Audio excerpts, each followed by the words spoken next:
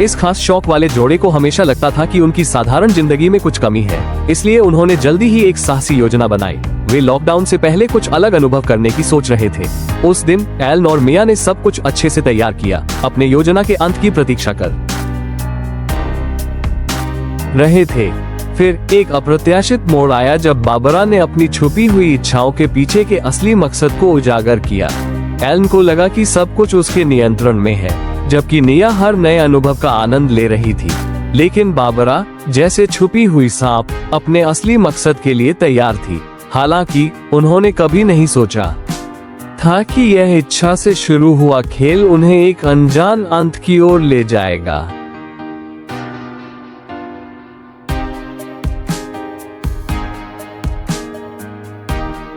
Zombie ने लड़की के पैर पकड़ लिए और उसके ऊपर चढ़ने लगा, जिससे लड़की जोर जोर से चिल्लाने लगी। मोटा आदमी तुरंत मदद के लिए आया, लेकिन जैसे ही वह आया, महिला ज़ॉम्बी ने उसका सिर पकड़ लिया और दूसरा ज़ॉम्बी उसके पैर पकड़ लिया। इस तरह मोटा आदमी हवा में लटक गया, लेकिन तभी महिला ज़ॉम्बी को मोटा आदमी पसंद आ गया और उसने पुरुष ज़ॉम्बी को इशारा किया। पुरुष ज़ॉम्बी ने तुरंत समझ लिया और महिला ज़ॉम्बी ने मोटा आदमी को अपनी बाहों में भर लिया। ये देखकर लड़की नाराज हो गई और उसने पुरुष ज़ॉम्बी को खींचना शुरू कर दिया। पुरुष ज़ॉम्बी ने भी लड़की को पकड़ लिया और उसके ऊपर कूद गया। ये देखकर आदमी को जलन हुई और उसने रोकने की कोशिश की, लेकिन महिला ज़ॉम्बी ने उसकी गर्दन पर काट लिया। इस तरह वे एक दूसरे को काटने लगे। एक लाल आंखों वाला काला तेंदुआ भीड़ की ओर दौड़ा, लेकिन गोलियां उस पर बेअसर रहीं। संकट के समय स्ट्रॉन्ग भाई ने एक लोहे की छड़ी निकाली और एक दिव्य पक्षी को बुलाया। दिव्य पक्षी ने अपने पंख फैलाए और काले धुएं को उसकी असली रूप में वापस कर दिया। पुलिस ने भी तुरंत गोलीबारी की और उसे मार गिराया। अंत में केवल जूगजू अकेला बचा था, जो बहादुरी से लड़ रहा था।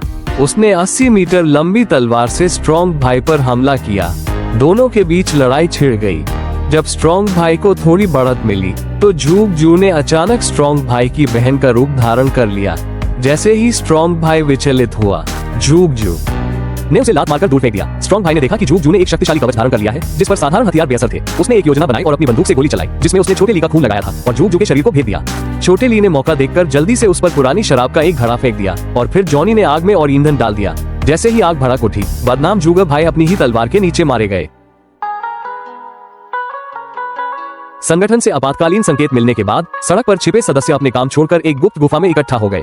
जब सफेद धुआं छट गया, तो सभी ने अपनी रोजमर्रा की वेशभूषा उतार दी और अपनी असली पहचान दिखाई। जब सभी इकट्ठा हो गए, तो मोरियामोन की बड़ी बहन ने एक बुरी खबर सुनाई। पता चला कि वर्षों से भूमिगत फंसे हुए अकीमोन राक्षस राजा ने अपनी मोहर तोड़ दी है और मानवता को नुकसान पहुंचाने की तैयारी कर रहा है। उनकी गतिविधियां भी उजागर हो चुकी है। उसने सभी को जल्द से जल्द निकलने का आदेश दिया। उसने एक बगुआ लियूयन बॉल निकाली और उपकरण चालू किया ताकि लोग मिशन प्राप्त कर सके। लेकिन मछली राक्षसों द्वारा गुप्त बातें सुनने से बचने के लिए उसने मोरियामोन के विशेष इशारों का उपयोग किया। पहाड़ की तलवार, भूत तलवार और चोलों को आदेश दिया गया कि वे मोरियामोन की महत्वपूर्ण वस्तुओं को सुरक्षित स्थान पर ले जाएं, जबकि बाकी को मोरियामोन के नए नेता की तलाश करनी थी, क्योंकि केवल उसे ढूंढकर ही इस संकट को हल किया जा सकता है। मिशन के बाद सभी ने अपने अपने कार्य शुरू कर दिए, लेकिन किसी ने नहीं सोचा था कि नेता एक भोली भाली छोटी लड़की होगी। कोई नहीं जानता था कि इस साधारण दिखने वाली लड़की के अंदर एक विनाशकारी शक्ति छिपी है। शैतान बच्चे ने मजाक में अपने पिता के सिर पर थप्पड़ मारा और अगले ही पल उसे एक बर्तन में डालकर स्वादिष्ट स्टू बना दिया गया। पूरा परिवार चावल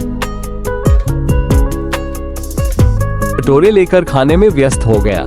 इस 5 वर्ग मीटर के घर में एक पूरा परिवार रहता था। माता पिता के अलावा बाकी सभी बच्चे थे। जब भी घर में खाने की कमी होती, पिता एक बच्चे को चुनकर बाकी के लिए भोजन की व्यवस्था करते, लेकिन एक बच्चा केवल 1 महीने के लिए ही पर्याप्त होता। 8 बच्चे जल्द ही खत्म हो जाएंगे। पिता ने तुरंत महसूस किया कि यह कोई स्थायी समाधान नहीं है। जब वो समाधान सोच रहे थे, तो बड़ा बेटा अपनी प्रेमिका को लेकर घर आ गया। लड़की ने जब टूटी फूटी सीढ़ियां देखी, तो उसका मन पीछे हटने का हुआ, लेकिन वो पहले ही अपने प्रेमी के घर के दरवाजे पर आ चुकी थी। अंदर न जाना अजीब लगता, लेकिन जैसे ही वो अंदर गई, वो चौंक गई। कमरे में एक भयानक बदबू थी। रसोई में बर्तन का ढेर लगा था और कोई उन्हें धो नहीं रहा था। सिंक पर अजीब पीले तरल के छींटे थे। ये देखकर लड़की का चेहरा नीला पड़ गया और वो सीधे बाथरूम में उल्टी करने चली गई। लेकिन उसने जो देखा वो उसे और भी डरावना लगा।